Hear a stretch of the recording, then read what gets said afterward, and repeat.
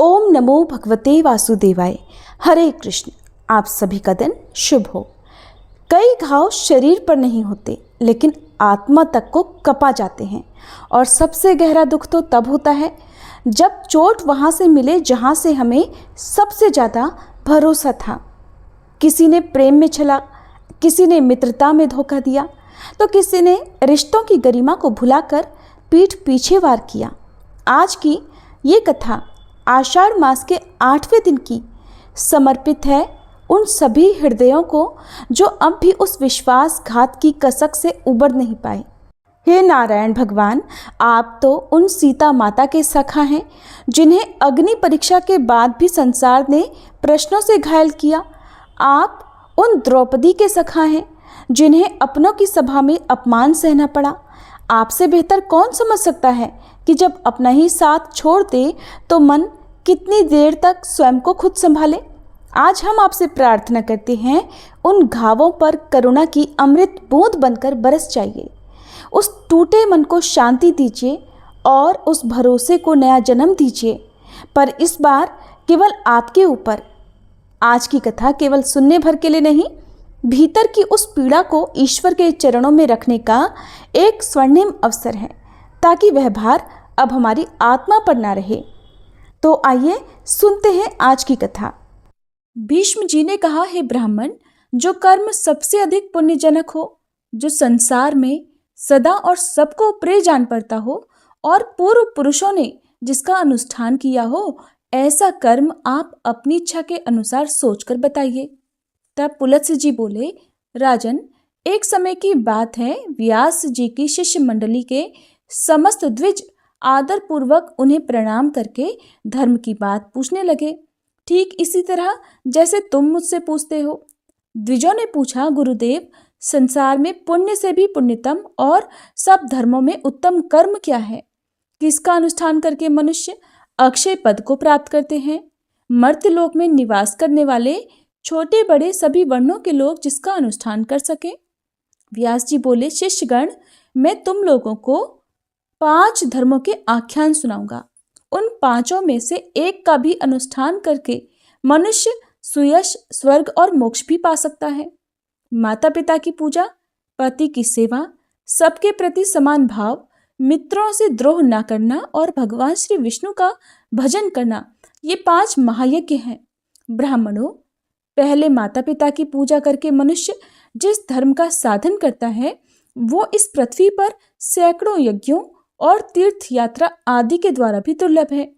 पिता धर्म है, पिता स्वर्ग है और पिता ही सर्वोत्कृष्ट तपस्या है। पिता के प्रसन्न हो जाने पर संपूर्ण देवता प्रसन्न हो जाते हैं। जिसकी सेवा और सद्गुणों से माता पिता संतुष्ट रहते हैं, उस पुत्र को प्रतिदिन गंगा स्नान का फल मिलता है।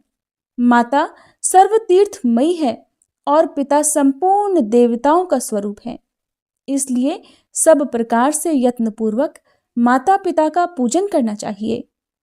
जो माता पिता की परिक्रमा करता है उसके द्वारा 7 द्वीपों से युक्त समूची पृथ्वी की परिक्रमा हो जाती है। माता पिता को प्रणाम करते समय जिसके हाथ, घुटने और मस्तक पृथ्वी पर टिकते हैं वह अक्षय स्वर्ग को प्राप्त होता है। जब तक माता पिता के चरणों की रज पुत्र के मस्तक और शरीर में लगी रहती है तभी तक वह शुद्ध रहता है। जो पुत्र माता पिता के चरण कमलों का जल पीता है उसके करोड़ों जन्मों के पाप नष्ट हो जाते हैं। वह मनुष्य संसार में धन्य है। जो नीच पुरुष माता पिता की आज्ञा का उल्लंघन करता है वह महाप्रलय पर्यंत नरक में निवास करता है। जो रोगी, वृद्ध, जीविका से रहित अंधे और बहरे पिता को त्याग कर चला जाता है वह रौरव नरक में पड़ता है। इतना ही नहीं, उसे अंत्यजों, म्लेच्छों और चांडालों की योनि में जन्म लेना पड़ता है। माता पिता का पालन पोषण न करने से समस्त पुण्यों का नाश हो जाता है। माता पिता की आराधना न करके पुत्र अगर तीर्थ और देवताओं का भी सेवन करे तो उसे उसका फल नहीं मिलता। ब्राह्मणों, इस विषय में मैं एक प्राचीन इतिहास कहता हूँ, यत्नपूर्वक उसे सुनो। इसका श्रवण करके भूतल पर फिर कभी तुम्हें मोह नहीं व्यापेगा। पूर्व समय की बात है। नरोत्तम नाम से प्रसिद्ध एक ब्राह्मण था। वो अपने माता पिता का अनादर करके तीर्थ दर्शन के लिए चल पड़ा। सब तीर्थों में घूमते हुए उस ब्राह्मण के वस्त्र प्रतिदिन आकाश में ही सूखा करते थे। इससे उसके मन में बड़ा भारी अहंकार हो गया। वो समझने लगा कि मेरे समान पुण्यात्मा और महायशस्वी दूसरा कोई नहीं है। एक दिन वह मुख ऊपर की ओर करके यही बात कह रहा था। इतने में ही एक बगुले ने उसके मुंह पर बीट कर दी। तब ब्राह्मण ने क्रोध में आकर उसे शाप दे दिया। बेचारा बगुला राख की ढेरी होकर धरती पर गिर पड़ा। बगुले की मृत्यु होते ही नरोत्तम के भीतर महामोह ने प्रवेश कर लिया। उसी पाप से ब्राह्मण का वस्त्र अब आकाश में नहीं ठहरता था। ये जानकर उसे बड़ा दुख हुआ। इसके बाद आकाशवाणी हुई और आकाशवाणी ने कहा, ब्राह्मण, तुम परम धर्मात्मा मूक चांडाल के पास जाओ। वहां जाने से तुम्हें धर्म का ज्ञान होगा। उसका वचन ही तुम्हारे लिए कल्याणकारी होगा। ये आकाशवाणी सुनकर ब्राह्मण मूक चांडाल के घर गया। वहां जाकर उसने देखा कि वो चांडाल तो सब प्रकार से अपने माता पिता की सेवा में लगा हुआ है। जाड़े के दिनों में वह अपने माँ बाप को स्नान के लिए गर्म जल देता, उनके शरीर में तेल मलता, तापने के लिए अंगीठी जलाता, भोजन के बाद पान खिलाता और रुईदार कपड़े पहनने को दिया करता। हर दिन वह अच्छे अच्छे व्यंजन खाने को परोसता और वसंत ऋतु में महुए की सुगंधित माला पहनाता था। इनके सिवा और भी जो भोग सामग्रियां प्राप्त होती उन्हें वो देता और तरह तरह की आवश्यकताएं भी पूरा किया करता था। गर्मी के मौसम में प्रतिदिन माता पिता को पंखा झलता था। इस प्रकार नित्य प्रति उनकी परिचर्या, उनकी सेवा करके ही फिर वह भोजन किया करता था। माता पिता की थकावट और कष्ट को दूर करना उसका सदा का नियम था। इन पुण्य कर्मों के कारण चांडाल का घर बिना किसी आधार और खंबे के ही आकाश में स्थित था। उसके अंदर त्रिभुवन के स्वामी भगवान श्री हरि मनोहर ब्राह्मण का रूप धारण करे नित्य क्रीड़ा करते थे। वे सत्य स्वरूप परमात्मा अपने महान सत्वमय तेजस्वी विग्रह से उस चांडाल मंदिर की शोभा बढ़ाते थे। ये सब देखकर ब्राह्मण को बड़ा आश्चर्य हुआ। उसने मूक चांडाल से कहा कि तुम मेरे पास आओ, मैं तुमसे संपूर्ण लोकों के सनातन हित की बात पूछता हूं, उसे ठीक ठीक बताओ। मूक चांडाल बोला, विप्र, इस समय मैं तो अपने माता पिता की सेवा कर रहा हूं, आपके पास मैं भला कैसे आऊं? इनकी पूजा करके आपकी आवश्यकता मैं पूरा करूंगा। तब तक आप मेरे दरवाजे पर ही रुकिए, मैं आपका अतिथि सत्कार करूंगा। चांडाल के ऐसा कहते ही ब्राह्मण देवता तो आग बबूला हो गए और कहने लगे, मुझ ब्राह्मण की सेवा छोड़कर तुम्हारे लिए कौन सा बड़ा कार्य हो सकता है? चांडाल बोला, बाबा, क्यों व्यर्थ क्रोध करते हो? मैं बगुला नहीं हूं। इस समय आपका क्रोध बगले पर ही सफल हो सकता है, किसी दूसरे पर नहीं। अब आपकी धोती न तो आकाश में सूखती है और न ठहर ही पाती है, इसलिए आकाशवाणी सुनकर ही आप मेरे घर पर आए हैं। थोड़ी देर ठहरिए तो मैं आपके प्रश्न का उत्तर भी दूंगा, नहीं तो पतिव्रता स्त्री के पास जाइए। हे ब्राह्मण, पतिव्रता स्त्री का दर्शन करने पर ही आपका अभीष्ट सिद्ध होगा।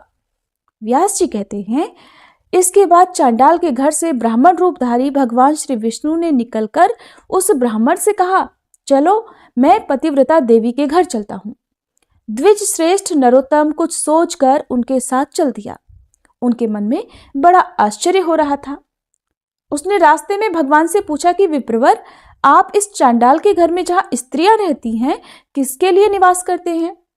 ब्राह्मण रूपधारी भगवान कहने लगे, विप्रवर, इस समय तुम्हारा हृदय शुद्ध नहीं है। पहले पतिव्रता आदि का दर्शन करो, इसके बाद मुझे ठीक ठीक जान सकोगे। ब्राह्मण ने पूछा, तात, पतिव्रता कौन है? उसका शास्त्र ज्ञान कितना बड़ा है? जिस कारण मैं उसके पास जा रहा हूं वो भी मुझे बताइए। श्री भगवान बोले, ब्राह्मण, नदियों में गंगा जी, स्त्रियों में पतिव्रता और देवताओं में भगवान श्री विष्णु श्रेष्ठ हैं। जो पतिव्रता स्त्री प्रतिदिन अपने पति के हित साधन में कल्याण में लगी रहती है, वो अपने पितृकुल और पतिकुल दोनों कुलों की 100-100 पीढ़ियों का उद्धार कर देती है। ब्राह्मण ने पूछा, द्विजश्रेष्ठ, कौन स्त्री पतिव्रता होती है? पतिव्रता का क्या लक्षण है? मैं जिस प्रकार इस बात को ठीक ठीक समझ सकूं उस प्रकार उपदेश कीजिए। श्री भगवान बोले, जो स्त्री पुत्र की अपेक्षा 100 गुने स्नेह से पति की आराधना करती है, राजा के समान उसका भय मानती है और पति को भगवान का स्वरूप समझती है, वो पतिव्रता है। जो घर का कार्य करने में दासी, रमण काल में वेश्या और भोजन के समय माता के समान आचरण करती है और जो विपत्ति में अपने पति को नेक सलाह देकर मंत्री का काम करती है, वो स्त्री पतिव्रता मानी गई है। जो मन, वाणी, शरीर और क्रिया द्वारा कभी पति की आज्ञा का उल्लंघन नहीं करती और हमेशा पति के भोजन कर लेने पर ही भोजन करती है, उस स्त्री को पतिव्रता समझना चाहिए। जिस जिस शैया पर पति शयन करते हैं, वहां वहां वो प्रतिदिन यत्नपूर्वक उनकी पूजा करती है। पति के प्रति कभी जिसके मन में डाह नहीं पैदा होता, कृपणता नहीं आती और जो मान भी नहीं करती, पति की ओर से आदर मिले या नादर दोनों में जिसकी समान बुद्धि रहती है, ऐसी स्त्री को पतिव्रता कहते हैं। जो साध्वी स्त्री सुंदर वेशधारी पर पुरुष को देखकर उसे भाई, पिता अथवा पुत्र मानती है, वो भी पतिव्रता है। द्विजश्रेष्ठ, तुम उस पतिव्रता के पास जाओ और उसे अपना मनोरथ कह सुनाओ। उसका नाम शुभा है, वो रूपवती युवती है, उसके हृदय में दया भरी है, वह बड़ी यशस्विनी है। उसके पास जाकर तुम अपने हित की बात पूछो। व्यास जी कहते हैं, ऐसा कहकर भगवान वहीं अंतर्ध्यान हो गए।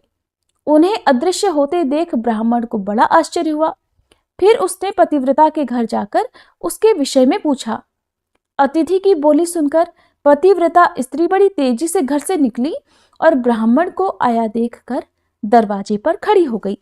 ब्राह्मण ने उसे देखकर प्रसन्नतापूर्वक उससे कहा, देवी, तुमने जैसा देखा और जैसा समझा है उसके अनुसार स्वयं ही सोचकर मेरे लिए प्रिय और मेरे कल्याण की बात बताओ। तब वह पतिव्रता बोली, ब्राह्मण, इस समय मुझे पतिदेव की पूजा करनी है, इसलिए मेरे पास समय नहीं है। आपका कार्य मैं बाद में करूंगी, इस समय आप मेरा आतिथ्य ग्रहण कीजिए। ब्राह्मण बोला, कल्याणी, मेरे शरीर में इस समय भूख, प्यास और थकावट बिल्कुल भी नहीं है। मुझे अभीष्ट बताओ, नहीं तो मैं तुम्हें शाप दे दूंगा। तब उस पतिव्रता ने भी कहा, द्विजश्रेष्ठ, मैं बगुला नहीं हूं। आप धर्म तुलाधार के पास जाइए और उन्हीं से अपने हित की बात पूछिए। ऐसा कहकर वह महाभागा पतिव्रता घर के अंदर चली गई। तब ब्राह्मण ने चांडाल के घर की तरह वहां भी विप्र रूपधारी भगवान को उपस्थित देखा।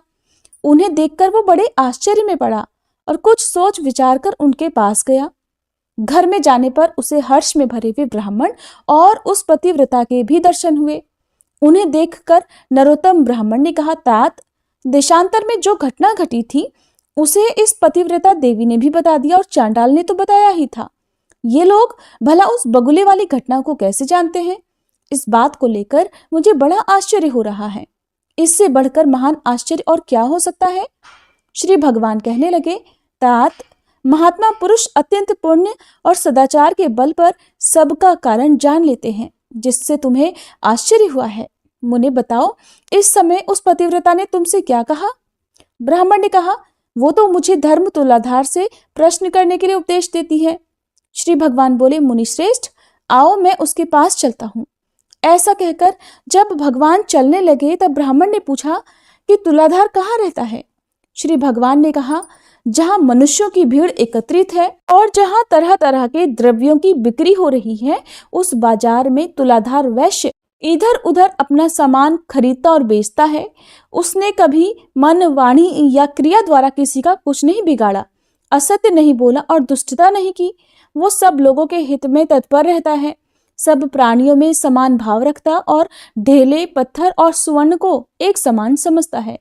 लोग जौ, नमक, तेल, घी, अनाज की ढेरियां और अन्यान्य इकट्ठी करी हुई वस्तुएं उसकी जबान पर ही लेते देते हैं। वह प्राणांत उपस्थित होने पर भी सत्य छोड़कर कभी झूठ नहीं बोलता। इसी से वह धर्म तुलाधार कहलाता है। श्री भगवान के ऐसा कहने पर ब्राह्मण ने नाना प्रकार के द्रव्यों को बेचते हुए तुलाधार को देखा। वह बिक्री के वस्तुओं के संबंध में बातें कर रहा था। बहुत से पुरुष और स्त्रियां उसे घेर कर खड़ी हुई थी। ब्राह्मण को सामने देखकर उस तुलाधार ने बहुत ही मधुर वाणी में पूछा, ब्राह्मण, यहाँ कैसे पधारना हुआ? ब्राह्मण ने कहा, मुझे धर्म का उपदेश करो, मैं इसीलिए तुम्हारे पास आया हूँ। तुलाधार बोला, विप्रवर, जब तक लोग मेरे पास रहेंगे तब तक मैं निश्चिंत नहीं हो सकूंगा।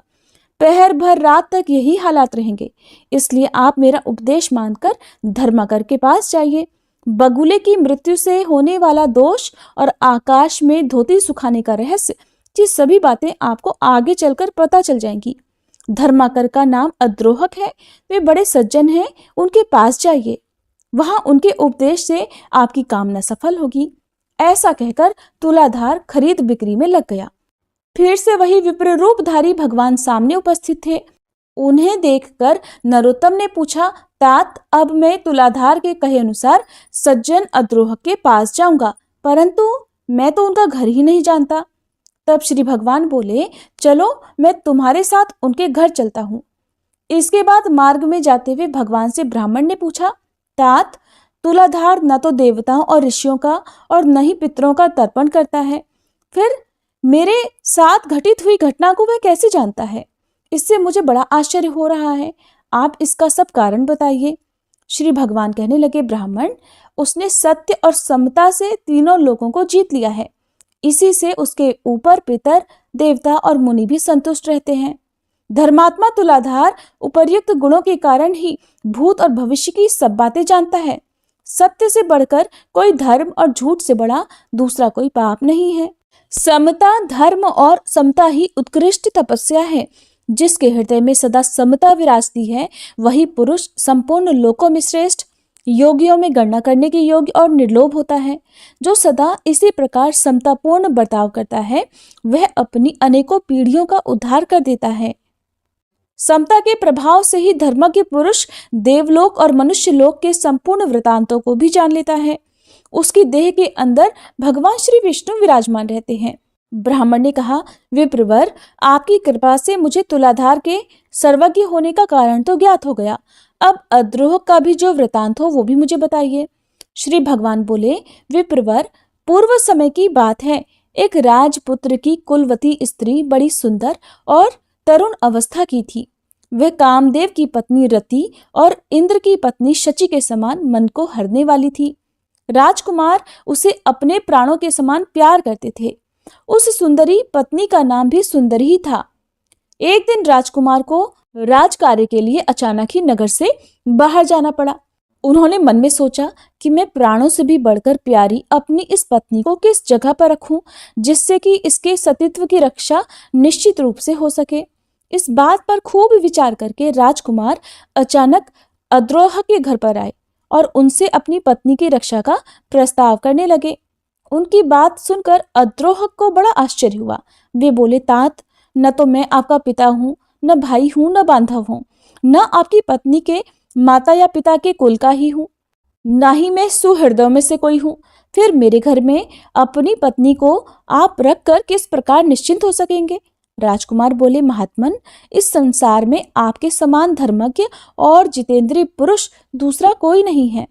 ये सुनकर अद्रोह ने उस विज्ञ राजकुमार से कहा, भैया, मुझे दोष मत देना। इस त्रिभुवन मोहिनी की रक्षा करने में कौन पुरुष समर्थ हो सकता है? तब राजकुमार ने कहा, मैं तो सब बातों को अच्छी तरह विचार करके ही आपके पास आया हूँ। अब ये आपके घर में ही रहे, मैं जा रहा हूँ। राजकुमार के ऐसा कहने पर वे फिर बोले, भैया, इस शोभा संपन्न नगर में बहुत सारे कामी पुरुष भरे पड़े हैं। यहाँ किसी स्त्री के सतीत्व की रक्षा भला कैसे हो सकती है? राजकुमार फिर बोले, जैसे भी हो आप इसकी रक्षा करना, मैं तो अब जा रहा हूँ। राजकुमार की बात सुनकर गृहस्थ अद्रोह बड़े धर्म संकट में पड़ गए। फिर कहने लगे, तात, मैं उचित और हितकारी समझकर इसके साथ सदा उचित बर्ताव करूंगा और उसी अवस्था में ऐसी स्त्री सदा मेरे घर में सुरक्षित रह सकती है। नहीं तो इस अरक्ष वस्तु की रक्षा के लिए आप ही कोई अनुकूल और प्रिय उपाय बताइए। इसे मेरे बिस्तर पर मेरे एक और मेरी पत्नी के साथ ही शयन करना होगा। फिर भी अगर आप इसे अपनी वल्लभा समझें तब तो ये रह सकती है, नहीं तो यहाँ से चली जाए। ये बात सुनकर राजकुमार एक क्षण तक तो चुप रहे। फिर कहने लगे, तात, मुझे आपकी बात स्वीकार है। आपको जो अनुकूल जान पड़े वही कीजिए। ऐसा कहकर राजकुमार अपनी पत्नी से बोले, सुंदरी, तुम इनके कहे अनुसार सब काम करना, तुम पर कोई दोष नहीं आएगा, इसके लिए मेरी आज्ञा है। ऐसा कहकर वे अपने पिता महाराज के आदेश से जहां उन्हें जाना था चले गए। इसके बाद रात में अद्रोहक ने जैसा कहा था वैसा ही किया। वे धर्मात्मा नित्य प्रति दोनों स्त्रियों के बीच में सोया करते थे, फिर भी वे अपनी और पराई स्त्री के विषय में कभी धर्म से विचलित नहीं होते थे। अपनी पत्नी के स्पर्श से ही उनके मन में कामोपभोग की इच्छा होती थी। वे राजकुमार की पत्नी के प्रति प्रतिदिन मात्र भाव को ही दृढ़ रखते थे। क्रमशः उनके हृदय से स्त्री संभोग की इच्छा ही जाती रही। इस प्रकार 6 मास बीतने पर राजकुमारी के पति अद्रोहक के नगर में आए। उन्होंने लोगों से अद्रोहक और अपनी पत्नी के बर्ताव के संबंध में पूछा। लोगों ने भी अपनी अपनी रुचि के अनुसार उत्तर दिया। कोई राजकुमार के इस प्रबंध को उत्तम बताते थे, कुछ नौजवान उनकी बात सुनकर आश्चर्य में पड़ जाते और कुछ लोग इस प्रकार कह देते थे कि भाई, तुमने अपनी पत्नी उसे सौंप दी है और वो उसी के साथ सोया करता है। स्त्री और पुरुष में एकत्र संसर्ग होने पर दोनों के मन भला कैसे शांत रह सकते हैं। अद्रोहक ने अपने धर्माचरण के बल से लोगों की कुत्सित चर्चा सुन ली। तब उनके मन में लोक निंदा से मुक्त होने का शुभ संकल्प प्रकट हुआ। उन्होंने स्वयं लकड़ी एकत्रित करके एक बहुत बड़ी चिता बनाई और उसमें आग लगा दी। चिता जल उठी। उसी समय प्रतापी राजकुमार अद्रोहक के घर आ पहुंचे। वहां उन्होंने अद्रोहक और अपनी पत्नी को भी देखा। पत्नी का मुख प्रसन्नता से खिला हुआ था और अद्रोहक बड़े दुखी दिखाई दे रहे थे। उन दोनों की मानसिक स्थिति जानकर राजकुमार ने कहा, भाई, मैं आपका मित्र हूं और बहुत दिनों के बाद यहाँ लौटा हूं। आप मुझसे बात क्यों नहीं करते? अद्रोहक ने कहा, मित्र, मैंने आपके हित के लिए जो दुष्कर कर्म किया है वो तो लोक निंदा के कारण व्यर्थ सा हो गया। अतः अब मैं अग्नि में प्रवेश करूंगा। संपूर्ण देवता और मनुष्य मेरे इस कार्य को देखें। श्री भगवान कहते हैं, ऐसा कहकर महाभाग अद्रोहक अग्नि में प्रवेश कर गए, किंतु अग्नि उनके शरीर, वस्त्र और केशों को नहीं जला सकी।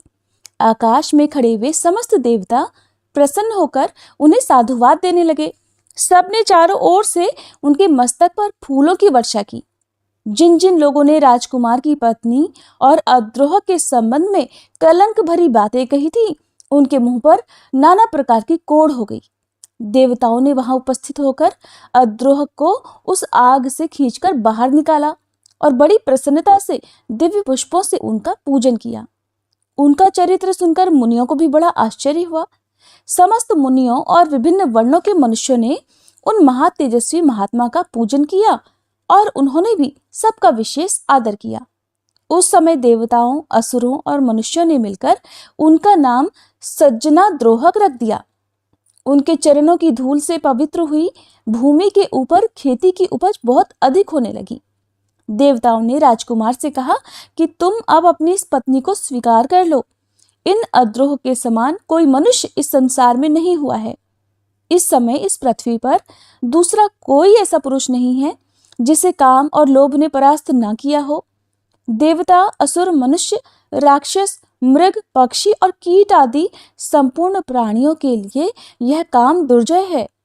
काम, क्रोध, लोभ और मोह के कारण ही प्राणियों को सदा जन्म लेना पड़ता है। काम ही संसार बंधन में डालने वाला है और इस अद्रोहक ने सबको जीत लिया है। 14 भुवनों पर विजय पा ली है। इनके हृदय में भगवान श्री वासुदेव बड़ी प्रसन्नता के साथ नित्य विराजमान रहते हैं। इनका स्पर्श और दर्शन करके मनुष्य सभी पापों से मुक्त हो जाते हैं और निष्पाप होकर अक्षय स्वर्ग प्राप्त करते हैं। ऐसा कहकर देवता विमानों पर बैठकर आनंद पूर्वक स्वर्गलोक को पधार गए। मनुष्य भी संतुष्ट होकर अपने अपने स्थानों को चल दिए और वे दोनों पति पत्नी भी अपने राजमहल को चले गए। तब से अद्रोह को दिव्य दृष्टि प्राप्त हो गई। वे देवताओं को भी देखते हैं और तीनों लोगों की बातें भी अपने आप ही जान लेते हैं। व्यास जी कहते हैं, इसके बाद अद्रोह की गली में जाकर द्विज ने उनका दर्शन किया और बड़ी प्रसन्नता के साथ उनसे धर्ममय उपदेश और हित की बातें पूछी। सज्जनाद्रोहक ने कहा, हे धर्मज्ञ ब्राह्मण, आप पुरुषों में श्रेष्ठ वैष्णव के पास जाइए। उनका दर्शन करने से इस समय आपका मनोरथ सफल होगा। बगुले की मृत्यु और आकाश में वस्त्र के न सूखने आदि का कारण आपको ज्ञात हो जाएगा। इसके सिवा आपके हृदय में और जो जो इच्छाएं हैं उनकी भी पूर्ति हो जाएगी। यह सुनकर वह ब्राह्मण द्विज रूपधारी भगवान के साथ प्रसन्नता पूर्वक वैष्णव के यहाँ आया। वहां पहुंचकर उसने सामने बैठे हुए शुद्ध हृदय वाले एक तेजस्वी पुरुष को देखा, जो समस्त शुद्ध लक्षणों से संपन्न और अपने तेज से ददीप्यमान हो रहे थे। धर्मात्मा द्विज ने ध्यानमग्न हरिभक्त से कहा, महात्मन, मैं बहुत दूर से आपके पास आया हूं। मेरे लिए जो जो कर्तव्य उचित हो आप उसका उपदेश कीजिए। तब वैष्णव ने कहा, देवताओं में श्रेष्ठ भगवान विष्णु तुम पर प्रसन्न हैं।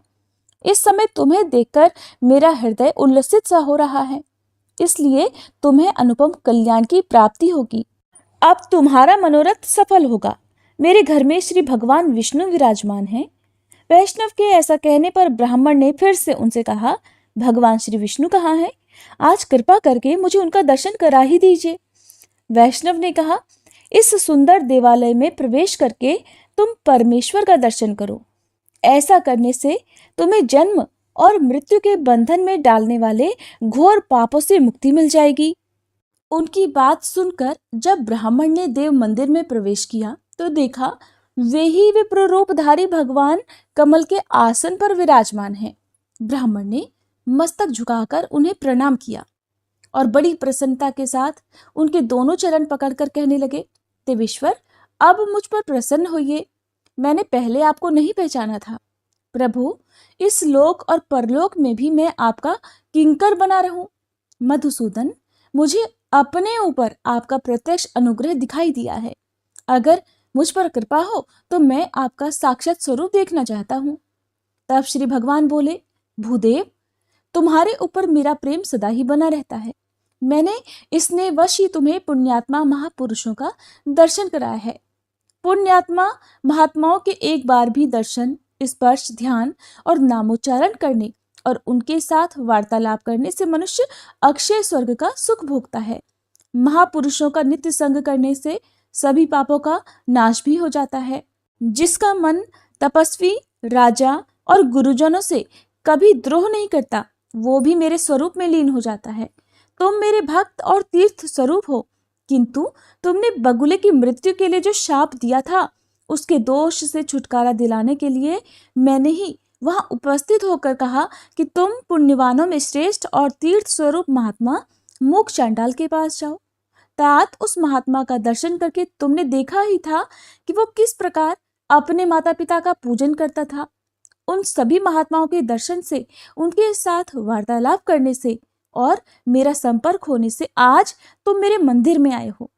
करोड़ों जन्मों के बाद जिसके पापों का क्षय होता है, वह धर्म के पुरुष मेरा दर्शन करता है, जिससे उसे प्रसन्नता मिलती है। वत्स, मेरे ही अनुग्रह से तुमको मेरा दर्शन हुआ है, इसलिए तुम्हारे मन में जो इच्छा हो उसके अनुसार तुम मुझसे वरदान मांग लो। तब वह ब्राह्मण बोला, नाथ, मेरा मन सदा आपके ही ध्यान में स्थित रहे। संपूर्ण लोकों के स्वामी हे माधव, आपके सिवा कोई भी दूसरी वस्तु मुझे कभी प्रिय न लगे। श्री भगवान ने कहा, निष्पाप ब्राह्मण, तुम्हारी बुद्धि में सदा ऐसा उत्तम विचार जागृत रहता है, इसलिए तुम मेरे धाम में आकर मेरे ही समान दिव्य भोगों का उपभोग करोगे। किंतु तुम्हारे माता पिता तुमसे आदर नहीं पा रहे हैं, इसलिए पहले तुम अपने माता पिता की पूजा करो, इसके बाद ही तुम मेरे स्वरूप को प्राप्त हो सकोगे। उनके दुखपूर्ण उच्छ्वास और क्रोध से तुम्हारी तपस्या प्रतिदिन नष्ट हो रही है। जिस पुत्र के ऊपर सदा ही माता पिता का कोप रहता है, उसको नरक में जाने से मैं, ब्रह्मा जी और महादेव जी भी कभी नहीं रोक सकते। इसलिए तुम माता पिता के पास जाओ और यत्नपूर्वक उनकी पूजा, उनकी सेवा करो, फिर उन्हीं की कृपा से तुम मेरे पद को प्राप्त होगे। व्यास जी कहते हैं, जगत गुरु भगवान के ऐसा कहने पर द्विज श्रेष्ठ नरोत्तम ने फिर इस प्रकार कहा कि नाथ, अगर आप मुझ पर प्रसन्न हैं तो मुझे अपने स्वरूप का दर्शन कराइए।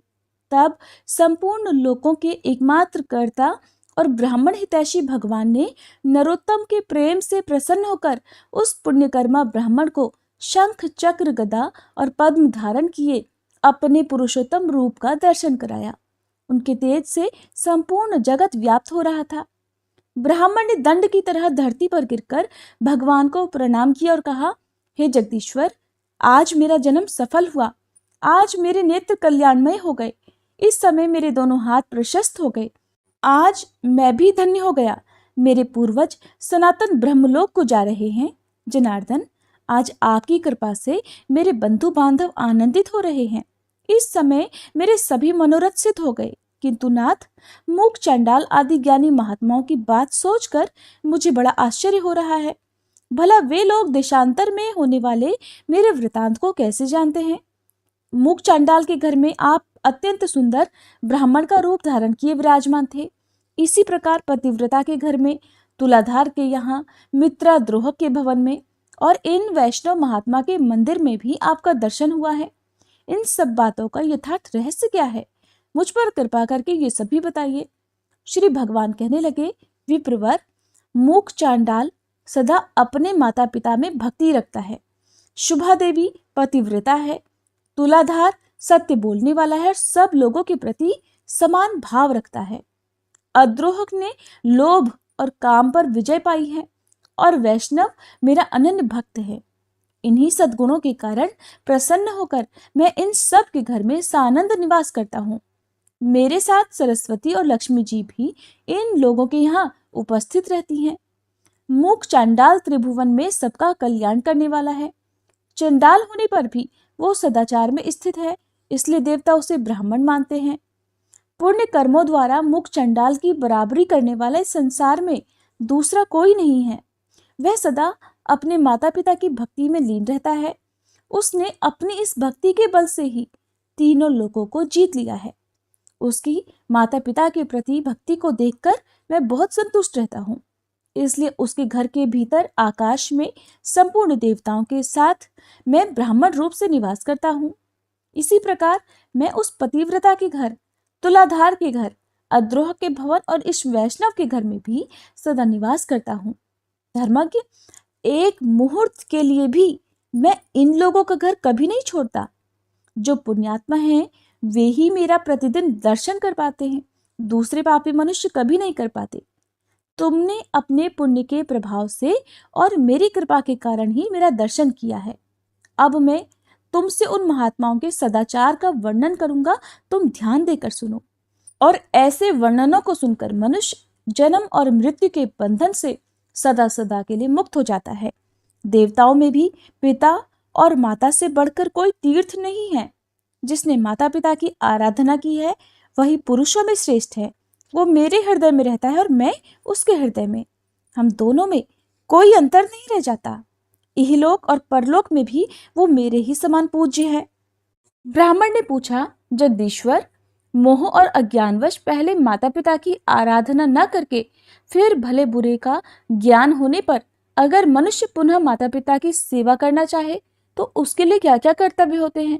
श्री भगवान बोले, विप्रवर, 1 वर्ष, 1 मास, 1 पक्ष, 1 सप्ताह या फिर 1 दिन भी जिसने अपने माता पिता की भक्ति की है वो मेरे धाम को प्राप्त हो जाता है, और जो उनके मन को कष्ट पहुंचाता है वो अवश्य ही नरक में जाता है।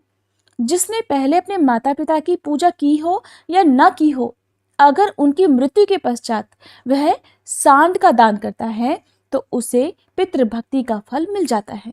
जो बुद्धिमान पुत्र अपना सर्वस्व लगाकर माता पिता का श्राद्ध करता है वह पूर्व जन्म की बातों को याद रखने वाला होता है और उसे पितृभक्ति का पूरा फल मिल जाता है। श्राद्ध से बढ़कर महान यज्ञ तीनों लोकों में दूसरा कोई नहीं। इसमें जो कुछ दान दिया जाता है वह सब अक्षय होता है। दूसरों को जो दान दिया जाता है उसका फल 10,000 गुना होता है। अपनी जाति वालों को देने से 1,00,000 गुना, पिंडदान में लगाया हुआ धन करोड़ गुना, और ब्राह्मण को देने पर वह अनंत गुना फल देने वाला होता है। जो गंगा जी के जल में और गया, प्रयाग, पुष्कर, काशी, सिद्धकुंड और गंगा सागर संगम तीर्थ में पितरों के लिए अन्नदान करता है उसकी मुक्ति निश्चित है। जो विशेषतः गंगा जी में तिल मिश्रित जल के द्वारा तर्पण करता है उसे भी मोक्ष का मार्ग मिल जाता है। फिर जो पिंडदान करता है उसके लिए तो कहना ही क्या। अमावस्या और युगादि तिथियों को और चंद्रमा और सूर्य ग्रहण के दिन जो पार्वण श्राद्ध करता है वह अक्षय लोक का भागी होता है। उसके पितर उसे प्रिय आशीर्वाद और अनंत भोग प्रदान करके 10,000 वर्षों तक तृप्त रहते हैं। इसलिए प्रत्येक पर्व पर पुत्रों को प्रसन्नता पूर्वक पार्वण श्राद्ध करना चाहिए। माता पिता के इस श्राद्ध यज्ञ का अनुष्ठान करके मनुष्य सभी प्रकार के बंधनों से मुक्त हो जाता है। जो श्राद्ध प्रतिदिन किया जाता है उसे नित्य श्राद्ध कहते हैं। जो पुरुष श्रद्धा पूर्वक नित्य श्राद्ध करता है वह अक्षय लोक का उपभोग करता है। इसी प्रकार कृष्ण पक्ष में विधि पूर्वक काम्य श्राद्ध का अनुष्ठान करके मनुष्य मनोवांछित फल प्राप्त कर लेता है। आषाढ़ पूर्णिमा के बाद जो 5वां पक्ष आता है, जिसे महालया या पितृपक्ष कहते हैं, उसमें पितरों का श्राद्ध करना चाहिए। उस समय सूर्य कन्या राशि पर गए हैं या नहीं, इस बात का विचार नहीं करना चाहिए। चंद्र ग्रहण के समय सभी दान भूमि दान के बराबर होते हैं। सभी ब्राह्मण व्यास के समान माने जाते हैं और समस्त जल गंगा जल के समान हो जाता है। चंद्र ग्रहण में दिया हुआ दान और समय की अपेक्षा लाख गुना और सूर्य ग्रहण का 10 लाख गुना अधिक फल देने वाला बताया है। अगर गंगा जी का जल प्राप्त हो जाए तब तो चंद्र ग्रहण का दान करोड़ गुना और सूर्य ग्रहण में दिया हुआ दान 10 करोड़ गुना अधिक फल देने वाला होता है। ब्राह्मण ने पूछा, देव, आपने पिता के लिए किए जाने वाले श्राद्ध नामक महायज्ञ का वर्णन किया। अब ये बताइए कि पुत्र को पिता के जीते जी क्या करना चाहिए? कौन सा कर्म करके बुद्धिमान पुत्र को जन्म जन्मांतरों में परम कल्याण की प्राप्ति हो सकती है? ये सब बातें यत्न पूर्वक बताने की भी कृपा कीजिए। श्री भगवान बोले, विप्रवर, पिता को देवता के समान समझकर उनकी पूजा करनी चाहिए और पुत्र की तरह उन पर स्नेह रखना चाहिए। कभी मन से भी उनकी आज्ञा का उल्लंघन नहीं करना चाहिए। जो पुत्र रोगी पिता की तरह तरह परिचर्या करता है उसे अक्षय स्वर्ग की प्राप्ति होती है और वो सदा देवताओं द्वारा पूजित होता है। पिता जब मरणासन्न होकर मृत्यु के लक्षण देख रहे हो उस समय भी उनका पूजन करके पुत्र देवताओं के समान हो जाता है। पिता की सद्गति के निमित्त विधि पूर्वक उपवास करने से जो लाभ होता है, अब उसका वर्णन करता हूँ, सुनो। 1000 अश्वमेध और 100 राजसूय यज्ञ करने से जो पुण्य मिलता है वही पुण्य पिता के निमित्त उपवास करने से मिल जाता है। वही उपवास अगर तीर्थ में किया जाए तो उन दोनों यज्ञों से करोड़ गुना अधिक फल होता है। जिस श्रेष्ठ पुरुष के प्राण गंगा जी के जल में छूटते हैं वो फिर इस संसार बंधन के चक्र में नहीं पड़ता, वरन मुक्त हो जाता है। जो अपनी इच्छा अनुसार काशी में रहकर प्राण त्याग करता है वह मनोवांछित फल भोगकर मेरे ही स्वरूप में लीन हो जाता है। जिस मनुष्य की मृत्यु घर के भीतर होती है उस घर के छप्पर में जितनी गांठें बंधी रहती हैं उतने ही बंधन उसके शरीर में भी बंध जाते हैं। 1-1 वर्ष के बाद उसका एक एक बंधन खुलता है। पुत्र और भाई बंधु देखते रह जाते हैं, किसी के द्वारा उसे उस बंधन से छुटकारा नहीं मिलता। पर्वत, जंगम, दुर्गम भूमि या जल रहित स्थान में प्राण त्यागने वाला मनुष्य दुर्गति को प्राप्त होता है। उसे कीड़े आदि की योनि में जन्म लेना पड़ता है। जिस मरे हुए व्यक्ति के शव का दाह संस्कार मृत्यु के दूसरे दिन होता है वह 60,000 वर्षों तक कुंभीपाक नरक में पड़ा रहता है। जो मनुष्य अस्पृश्य का स्पर्श करके अर्थात अछूतों का स्पर्श करके या पतिता अवस्था में प्राण त्याग करता है वह चिरकाल तक नरक में निवास करके म्लेच्छ योनि में जन्म लेता है। पुण्य से अथवा पुण्य कर्मों का अनुष्ठान करने से मर्त्यलोक निवासी सब मनुष्यों की मृत्यु के समय जैसी बुद्धि होती है वैसी ही गति उन्हें मिल जाती है। पिता के मरने पर जो बलवान पुत्र उनके शरीर को कंधे पर रखता है उसे पग पग पर अश्वमेध यज्ञ का फल मिलता है। पुत्र को चाहिए कि वह पिता के शव को चिता पर रखकर विधि पूर्वक मंत्रोच्चारण करते हुए पहले उसके मुख में अग्नि दे, उसके बाद संपूर्ण शरीर का दाह करे। उस समय इस प्रकार कहे कि जो लोभ मोह से युक्त और पाप पुण्य से आच्छादित थे उन पिताजी के इस शव का इनके संपूर्ण अंगों का मैं दाह करता हूँ, ऐसे मेरे पिता दिव्य लोक को जाएं। ब्राह्मण ने पूछा, केशव, तपस्वी, वनवासी और गृहस्थ ब्राह्मण अगर धन से हीन हो तो उसका पितृ कार्य कैसे हो सकता है? श्री भगवान बोले, जो तिनके और लकड़ी का उपार्जन करके या फिर कौड़ी कौड़ी मांगकर पितृ कार्य करता है उसके कर्म का लाख गुना अधिक फल होता है।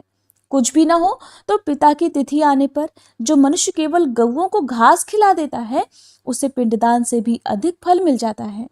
पूर्व समय की बात है, विराट देश में एक अत्यंत दीन मनुष्य रहा करता था। एक दिन पिता की तिथि आने पर वो बहुत रोया। रोने का कारण ये था कि उसके पास श्राद्धोपयोगी सभी वस्तुओं का अभाव था। उसके पास कुछ भी ऐसा नहीं था जिससे वो अपने पिता का श्राद्ध कर सके। बहुत देर रोने के बाद उसने किसी विद्वान ब्राह्मण से पूछा कि हे ब्राह्मण, आज मेरे पिताजी की तिथि है, किंतु मेरे पास धन के नाम पर कौड़ी भी नहीं है। ऐसी दशा में क्या करने से मेरा हित होगा? आप मुझे ऐसा उपदेश दीजिए जिससे मैं धर्म में स्थित रह सकूं। विद्वान ब्राह्मण ने कहा, तात, इस समय कुतप नामक मुहूर्त बीत रहा है। तुम जल्दी ही वन में जाओ और पितरों के उद्देश्य से घास लाकर गौओं को खिला दो। इसके बाद ब्राह्मण के उपदेश से वो वन में गया और घास का बोझा लेकर बड़े हर्ष के साथ पिता की तृप्ति के लिए उसे गौओं को खिला दिया। इस पुण्य के प्रभाव से वह देवलोक हो गया। पितृयज्ञ से बढ़कर दूसरा कोई धर्म नहीं है। इसलिए पूरा प्रयास करके अपनी शक्तियों के अनुसार मार्त्य भाव का त्याग करके श्राद्ध करना चाहिए। जो मनुष्य लोगों के सामने इस धर्म संतान अर्थात धर्म का विस्तार करने वाले अध्याय का पाठ करता है, उसे प्रत्येक लोक में गंगा जी के जल में स्नान करने का फल मिल जाता है। जिसने प्रत्येक जन्म में महापातकों को इकट्ठा किया हो, वह सारा पाप संग्रह इस अध्याय का एक बार पाठ करने या श्रवण करने पर नष्ट हो जाता है। हरे कृष्णा। आज के अध्याय में बस इतना ही। इसके आगे का वृतांत आप सभी अगले अध्याय में जरूर सुनिएगा।